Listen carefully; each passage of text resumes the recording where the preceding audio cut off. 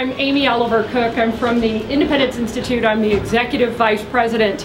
And what we want to demonstrate here today is that under House Bill 1224, which we call the Standard Capacity Magazine Ban, how easy it is for the average law-abiding woman to become a criminal. And there are some key words you need to know or take away from this, and it involves continuous possession. And it says this: any person who violates one of these subsections is guilty of a crime.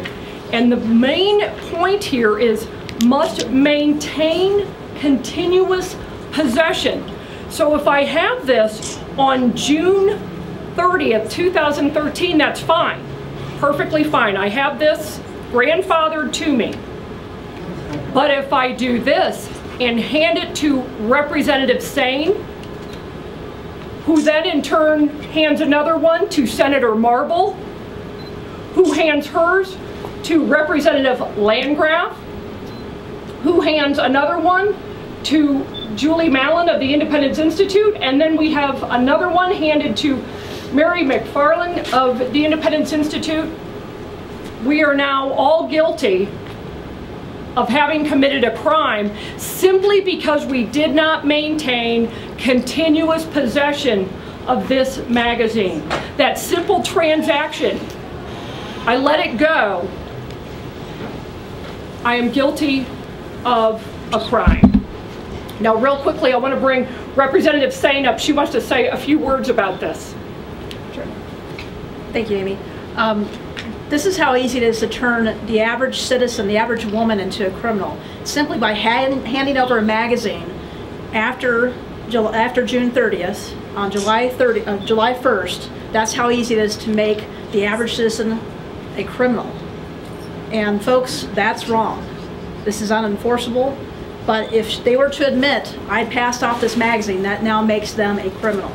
So, Senator Marble, you want to say a couple words? It's really sad that the real professionals, our law enforcement officials, were not considered when writing this poorly drafted bill.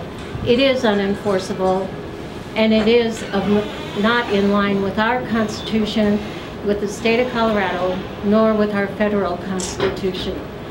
You'll see many laws being passed this year that are on that agenda, and it has to be made very, very clear to the public that this is what we have to look forward to for the rest of the session. It's not going to stop with these.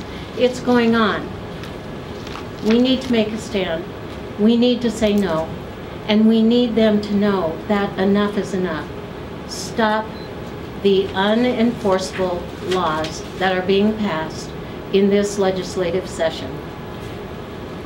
One of the things that I want to point out is that if, for instance, I legally possess this on June 30th, 2013, but I want to take my daughter and teach her how to use a gun safely and responsibly, and I simply want to hand it to her so that she can learn how to use it, then just the mere fact of me giving this to her turns us both into criminals.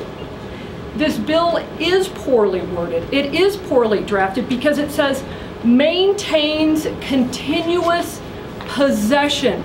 I cannot let it go. This also affects law enforcement. If you have a cadet who wants to train, how are they going to train with it? They cannot, law enforcement can't hand it to, on a range, an instructor can't hand it to a cadet and have him learn how to safely use this standard capacity magazine. My daughter can't learn how to use safely the standard capacity magazine because it must be in my continuous possession. And the other thing is, range instructors have said the same thing. Somebody brings in their own firearm.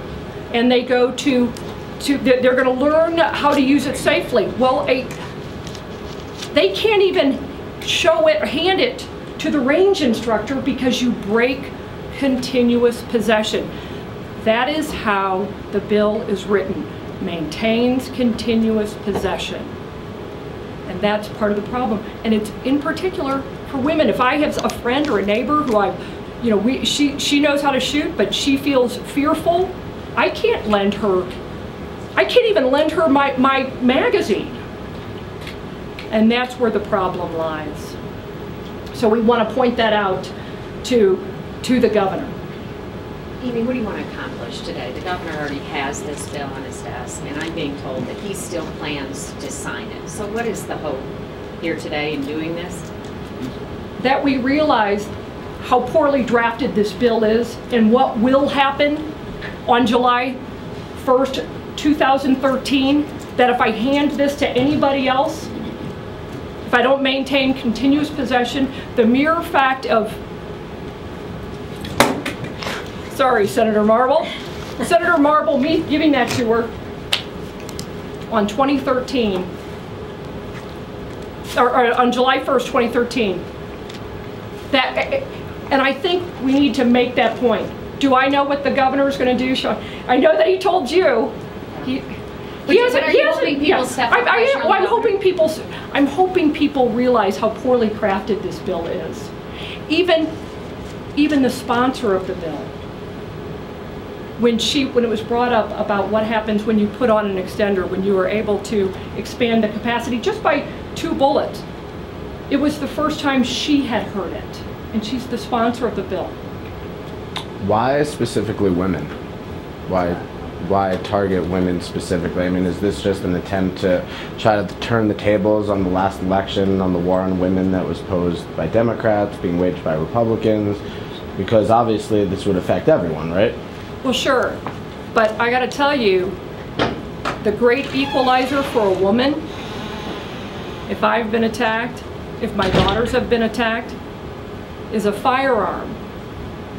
So to me, it disproportionately affects women. We don't have, I can't stop somebody who is 300 pounds coming at me, but a firearm is a great equalizer. And to tell me how many bullets my daughter can use to defend somebody, even law enforcement will tell you that in high stress situations, they don't hit their target all the time.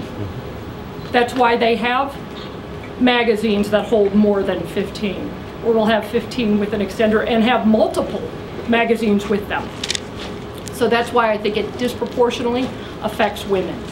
But I get Peter's question because it seems kind of gimmicky, the repeated reference to the woman, the woman, the woman. We're going to talk about women, but that range instructor you're talking about could very easily be a man. Somebody's child could very easily be a boy. And it could very easily be a girl too. Either one. But I look at my daughters in particular, and it's very personal. And so yes, it could be a man, could be a woman. But I do think it disproportionately affects women. There was the mother out of Georgia who shot 5 rounds into an intruder as she was protecting her 2 kids. Hit him with all 5. Didn't stop the guy. They found him later on in his car. Fortunately for her, he wasn't the brightest person, and she said, "Stop or I'll shoot again." He didn't realize she was out. But if you're home with your kids, and somebody is limiting you to how you can defend yourself, I think that disproportionately affects women.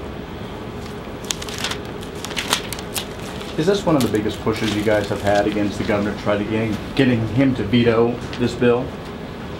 Well, I think trying to get him to understand the consequences of this bill. I'm not certain. I'm not, well, if the sponsors of the bill don't understand the consequences, I'm not certain the governor understands the consequences of this bill. And if this press conference, if our YouTube videos help educate him so that he understands what likely may well be the unintended consequences of a poorly drafted bill, then yeah, it's certainly one of our biggest pushes of this legislative session so far. Does it surprise you that during the debate that that was brought up, but there was so much other stuff wrapped in it, stuff that if you look back and had a copy of it in your pen, there was a lot of filibustering that had nothing to do with this is what this bill does. It was all about blah, blah, blah, blah, blah. Do you wish now that it had been better defined in the debate on the bill? Well, from what I understand, and I'll be honest with you, Lynn, I didn't see the whole debate, although I was part of Geek TV that Friday night, listening to the floor debate. My understanding is that it had been brought up, but you're right. There are lots of reasons to be opposed to this bill. There are plenty of them. We showed just the banning of a standard capacity magazine. That's a reason to be opposed to this bill. The continuous possession is another reason. There are a lot of reasons and a lot of reasons to be opposed to this whole slew of bills. This is just one, and what we're trying to do is focus on individual narrow wording that may not have gotten the attention, as you said, because it got lost in so many other arguments on the floor. Thanks. Thanks, everybody. We appreciate you being here.